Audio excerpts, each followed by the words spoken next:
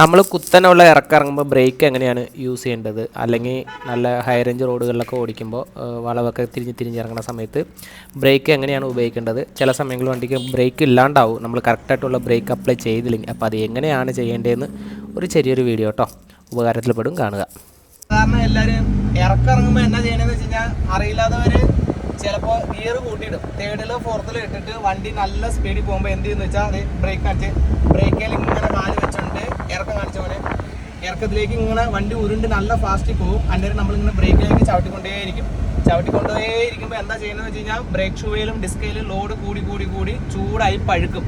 അങ്ങനെ പഴുത്ത് കഴിയുമ്പോഴാണ് ബ്രേക്ക് അങ്ങ് ഇല്ലാണ്ടാവുന്നത്. ആ സമയത്ത് നമ്മൾ എന്താ ചെയ്യേണ്ടതെന്ന് വെച്ച് കഴിഞ്ഞാൽ ഭയങ്കര ഫാസ്റ്റായിട്ട് വണ്ടി താഴത്തേക്ക് ഉരുണ്ട് പോകാമെന്ന് തോന്നുമ്പോൾ ഗിയർ കുറയ്ക്കുക.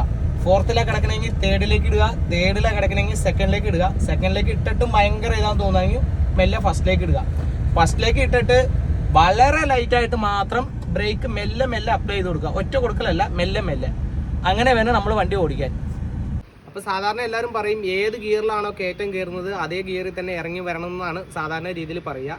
അപ്പോൾ നമ്മൾ ഇറക്കമൊക്കെ ഇറങ്ങി വരുന്ന സമയത്ത് സ്പീഡ് ആ വീഡിയോയിൽ കണ്ട പോലെ തന്നെ സ്പീഡ് ഭയങ്കര കൂടുതലാണെങ്കിൽ ഗിയർ മെല്ലെ വേണം കുറയ്ക്കാനായിട്ട്. അതായത് ഇപ്പോൾ ഉദാഹരണത്തിന് പറയുകയാണെങ്കിൽ ഫോർത്തിലൊക്കെ കിടക്കുന്ന വണ്ടിയൊക്കെ ആണെങ്കിൽ നേരെ സെക്കൻഡിലോട്ടോ ഫസ്റ്റിലോട്ടോ ചാടി ഇടരുത്. ഗിയർ മെല്ലെ വേണം കുറയ്ക്കാൻ. ബ്രേക്ക് അതിനനുസരിച്ച് അപ്ലൈ ചെയ്ത് കൊടുക്കണം.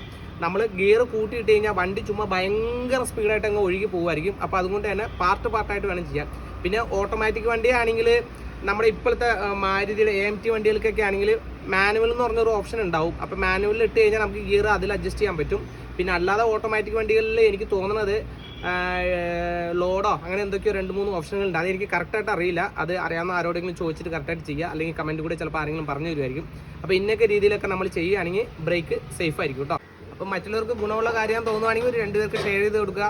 നമ്മുടെ ചാനലൊന്ന് ഫോളോ ചെയ്യുക. അപ്പോൾ നമുക്ക് അടുത്ത വീഡിയോയിൽ കാണാം. തിരക്കും കാര്യങ്ങളൊക്കെ കുറഞ്ഞു വരുന്നു. അടുത്തടുത്ത് എല്ലാം സോൾവ് ചെയ്യുന്നതായിരിക്കും.